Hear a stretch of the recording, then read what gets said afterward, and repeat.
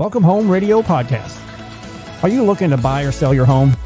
Our team is here with answers to guide you through the buying and selling process. We encourage you to ask questions. Please comment on this show or visit us at welcomehomeradio.net for more information. Bringing real estate, lending, and education together in one place, and to help you make the right home decision for you and your family.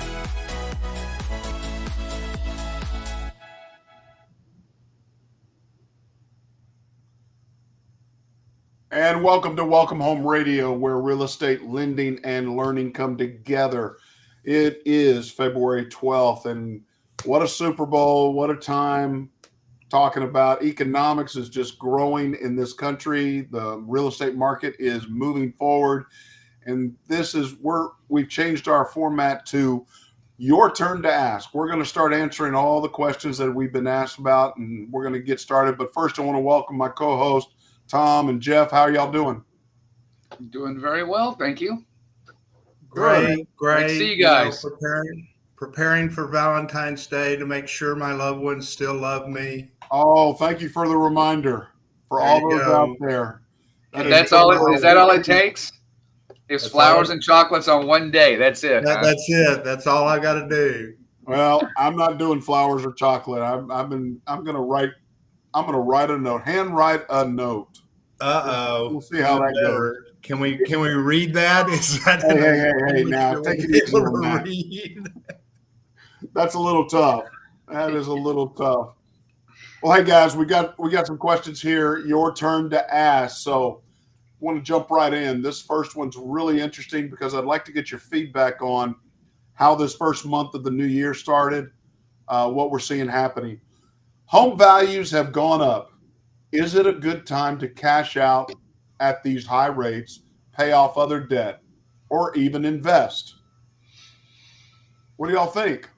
I know my answer, but I'm going to give y'all a chance first. I think anytime you're looking at the long haul, it's going to be a good time because it's going to keep growing. But I do think, and Blair, with some of the stats you had shared last week, we're seeing a little bit of the property values just not continuing to increase, but has just slowed down at the rate it's increasing. Would you guys agree with that? That is definitely. Thom, what are your thoughts? Well, it's kind of interesting you actually asked this. The last question I had in the day yesterday had one of my students leaving and asking me as she was leaving about a question that she brought up during lunch about taking a house that she had as an investment property and what should she do with it? Should she take cash out? Should she sell it and buy another property, et cetera, et cetera? And I said, well, if you've taken that property, she took the property and apparently her husband's in construction, so they rehabbed it and, it's ready to rock and roll. And I said, look, if you can take a cash out on the deal, that would be the ideal thing to do because you want to keep inventory and keep building your real estate holdings throughout. So as a result of that, the conversation kind of led down to how do I get that money out? And I pointed out to her that it would be really important to make sure if she's taking money out, that she tries to avoid having a negative cash flow from the property. And that's one of the biggest important things. So interest rates still have an effect on, of course, what you'd be looking at. And I don't know, maybe you could give us an idea of what a 30-year fixed rate loan might look like today as cash out. And just for my edification, Okay. but that's the kind of approach I would tell her to take. Well, I want to take it a little bit different direction. I want to go back a little bit in history. October 2023, not long ago, but far enough back where you might have forgotten, Thom. I understand. I was going to say it was more than yesterday. October 2023, something happened in America that has never happened in our financial history that I'm aware of. That we were rated from a AAA investment financing down to a AA plus. What that did, it took credit cards from a 15% at best interest rate up to 21%. You have great credit, good scores, everything else. Your interest rate is 21%. Now, also in 2023, of October 2023, America did something that it has never done in its history. And that was we reached a $1 trillion in credit card debt. Okay, that was over a year ago. Now, jump into October 2024. Guess what our credit card debt is? Did we learn our lesson? What was $3 the difference? trillion. What's the difference? In time? What's the difference in time? Okay, one what year. Exact year? Okay. 1 year, it took us how many years of financial investment, credit cards, all this to reach 1 trillion in credit card debt. In 1 year, we added on another 1.7 trillion, $2.7 trillion in credit card debt. So that's where I want to come up and answer this question about cash out. What is your blended rate? I don't care what the rates are with a cash out refinance on a appreciating piece of liability.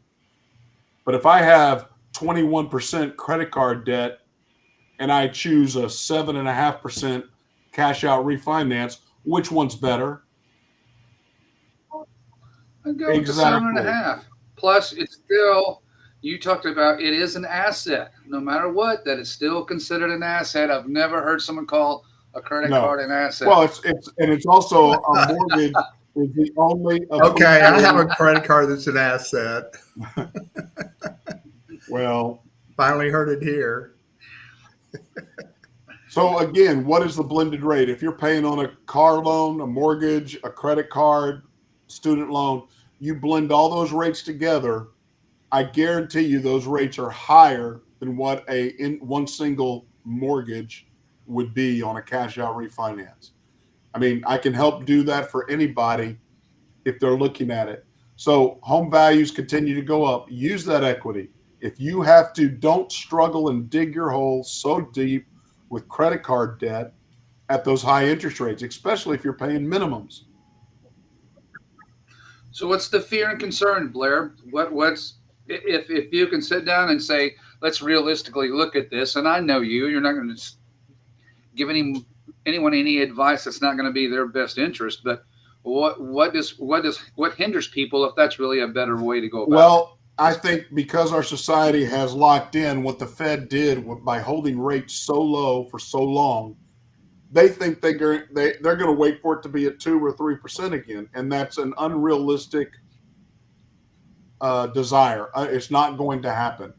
I mean, Thom has seen it for centuries here, so he'd give us a better insight. But since we've recorded interest rates, the average interest rate across the history of interest rates here in America is 7.75%. That's the average. That's the normal one. We're sitting at that, and I have yet to do a cash out above 8. We're in the 7s. It's a good ratio to go with, as Thom was asking. Normally, cash outs are going to be done conventionally. You're not going to be able to take 100% out like you can in California. But the bottom line of it is that blended interest rate is going to be higher than what one single liability that continues to appreciate. And like you said, home values continue to grow, but at a slower rate right now. But they're not going to go down anytime in Texas, in North Texas. We're seeing major drops on the coast, but not here in Texas. Now, so to answer this person's question, home values have gone up. It is a good time to take cash out to pay off debt. To go and invest, to use it for investments, it depends on what you're going to invest in. Is it to go buy another home? Probably a good one. Is it to invest in Bitcoin? I don't know. I mean, right now, if I was investing and let's say I had $100,000 extra somewhere, I'd be dumping the energy market right now, because drilling has started and pumps are pumping more under the new administration. Energy is going to continue to grow from the basic LG or what is it, liquid nitrogen, LNG, as well as oil and natural gas, all of that. those are good investments. But to pay off debt, get out of that credit card wrap, or pay off the car or so forth, I would definitely do it. I think it's a good time. Is that fair answer? Everybody good with that? Absolutely. Yes, everybody. It just depends on your scenario and your situation, but absolutely, there's people right now that would be saving themselves quite a bit of money just on the rate on those cards, without a doubt. And you know you're going to be in your home that much longer, then you are going to be worried about that credit card as well. And again, so many people are burying themselves with it. My son-in-law is he pays minimums on cards, opens up new cards, gets more credit. You get more credit, you use it. I mean, you've got to have some discipline there.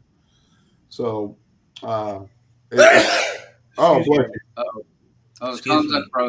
Okay. Sounds like he needs to perhaps go meet Dave Ramsey. Please don't bring that name up on this show. Well, that mental discipline, he needs to meet some type of to get on some regiment. He just needs to talk to his father-in-law. That's all.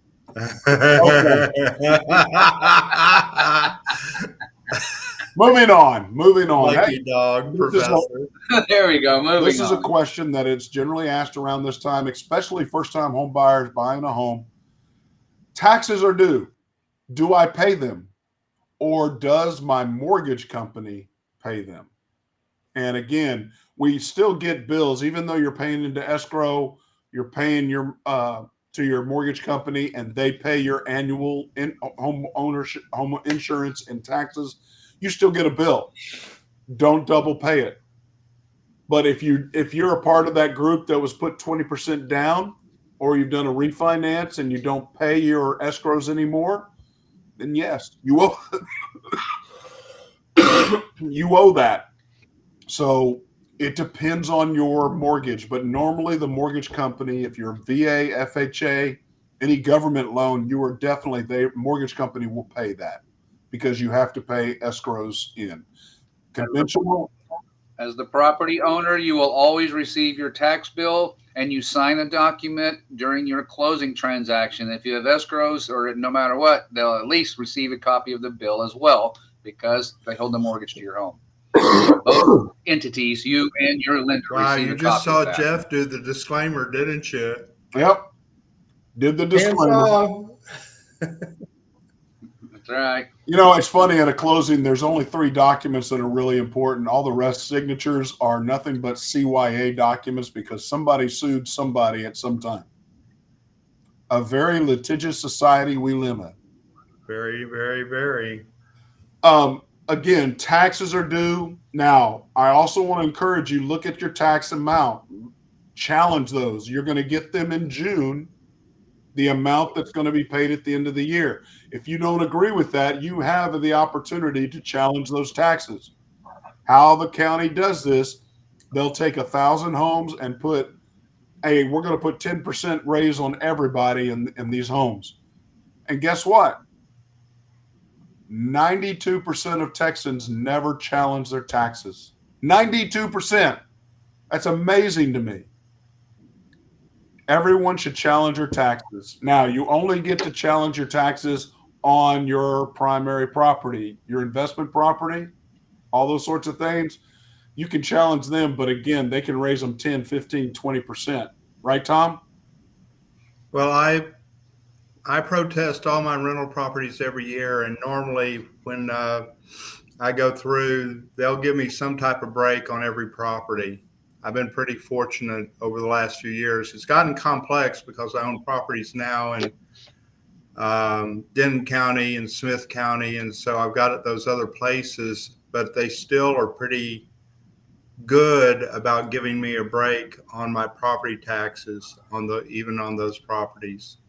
If you know how to challenge your taxes, challenge them. If you don't, contact myself, Jeff, or Tom. Contact the show. We'll be glad to help you, talk you, and walk you through it. But nobody, 92% of you, don't even take the time. And I tell you, that's why we have a wonderful sitting budget in Texas that they're trying to spend off on several different items, or bringing down property tax, which I hope they do this year, but we'll see. So please challenge your property taxes. And even if you're lazy, I always mention this, even if you're lazy, there are services out there that will split the difference with you on tax savings that they create for you. So, I mean, you don't even have to do anything. You can employ, and you don't pay them unless they win their argument with the county that they're trying to lower your taxes on the property. It's a win-win for everybody to go in and pay fewer taxes. Like you said, 92%. I didn't realize it was that high. I knew it was very high, but I didn't realize it was quite that high. But that totally makes absolute sense. And I sometimes get the feeling that they're giving me a break just simply because I'm there and nobody else has come. I agree. Well, they feel sorry for you. You play well, of course I do. I go in and I'm crying and I've got my cane with me. I was going to say walker, but okay, we'll go with cane. God, let's age me more than I've already aged. I meant for the whole sales pitch part of it. Oh yeah, well, that's all I meant. Another hip replaced at the end of the month, so. And the real thing is, I have a walker and he doesn't. So I was talking about the whole facade, but one thing let's not forget as well, folks. There are plenty of people who are receiving the new notices of reinstating their homestead rights. So keep in mind, not everybody's going to receive it at the same time, but you'll get a letter to reinstate your tax exemptions. And primarily that's homestead. And then there's others from there we know. But not everyone's going to receive them at the same time because the appraisal district cannot handle every property at the same time. It's every 5 years, if I'm not mistaken, as the rotation of numbers go, you will receive that letter and you will need to complete that to reinstate your exemptions. So keep that in mind. And if you don't, I ran into a lady the other day that had been living in her house for 18 years and she did not have a homestead exemption. Ooh. And that's tough because you can only go back once you find it out. They're only going to refund you monies for the last, and I believe, correct me if I'm wrong, Jeff, 3 years. Right? It's I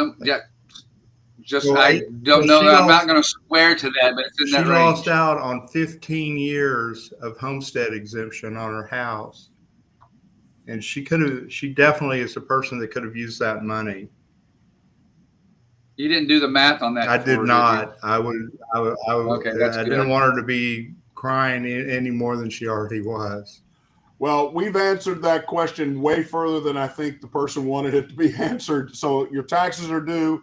You're paying your mortgage company's probably paying it, but if you're not paying escrows, then you have to pay them.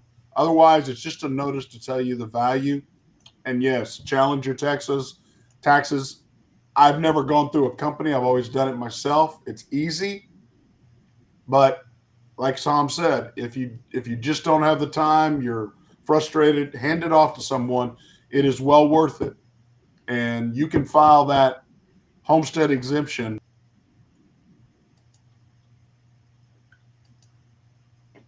I love it when he does that, don't you? Absolutely. We're both like, gets your attention. It's like, sorry, you froze. Okay, am I back? You can. Yeah, you're back. You can file your homestead exemption. You never left. You just were frozen in time. I understand. I tell you what, security here on our software is amazing. Okay, moving on. Our third and final question. Your turn to ask. They have delayed the Advantage credit program again. This is the third time. When will it be released to be using for lending? So to give you an overall view of what the Advantage scores are, Advantage takes out medical records and minimizes student loan impact on credit scores for mortgages. It has been talked about for the last 2 years trying to get this in. It was delayed again, and it's indefinite right now. There is not a target date, or time, But don't depend on Advantage to help you buy a home. You can work on your credit now. You can work on controlling, because you have the largest piece of what your credit card, or not credit card, but your credit score is. If you don't understand it, let me help you. Give me a call. I'm sure our number, my email will flash up here on the screen in a little bit, but please contact us. Don't wait on the Advantage program. There is not a target date for it to be initiated. And this help is not, it's not worth waiting on. And not every investor is going to use that. That's the other challenge. So if you're waiting for change as far as the scoring systems in our business, they take years and years and years to become reality. There's just too many moving parts, and especially with home loans, because they're considered so. Home loans are the most complicated borrowing tool you can get out there, pretty much. I mean, people will say sometimes commercial loans, nah. The banks just tell you, yes, this is what you're going to get or not, and it's tied to prime. With our situation, getting the loan part, they're looking at histories, they're looking at background, they're looking at these things that you just mentioned, and just those factors to get things like medical records deleted from your credit report does take the moving of the Titanic away from the iceberg. Good point. Good point. If you're waiting for something, this is the largest purchase you'll probably make in your lifetime, is a mortgage. Don't depend on somebody else's program to make it better. Right now, you could still buy a home with FHA at 500 if that's what you are able to do. But the bottom line is there's a lot of things required for that. 580 is generally the minimum. But we can help you get your credit up. We can help you get to a better score, a better place, probably way before the Advantage program will be in use in the industry. Mm-hmm. So don't hesitate to call us. Great question, but please don't be waiting. Again, I go back to the data point of net worth. What is your net worth? Your net worth is liabilities minus assets equals net worth. Right now, most Americans' net worth, over 75% of them, is less than $50,000. But for those people that are larger, those people that have in the millions, those people that are homeowners. 62% of Americans own a home. If they own a home, they're gaining wealth and doing nothing for it. Their home value continues to grow. So owning a home helps you create net worth. And imagine paying off that mortgage and owning your home 100%, which only 16% of the 62% of Americans have full 100% home ownership. But imagine your net worth, what it could be if you own your home outright. So thank you for the questions. I think this is a great, your turn to ask. Keep those questions coming for us. We'd love to get it answered. Our next show will be on February 26th, where we're continuing this. So submit them to welcomehomeradio.net. And yes, we're trying here to get you to clear to close, CTC, when you have the opportunity to buy a home. Thom, Jeff, always a pleasure. Thank y'all so much. We'll see you again. Talk to you God soon. bless. Welcome Home Radio production provided by Lunatic Digital. Check the listing of this podcast for the links to our sponsors. And don't forget to like, share, and follow us on social media. Visit welcomehomeradio.net for more information.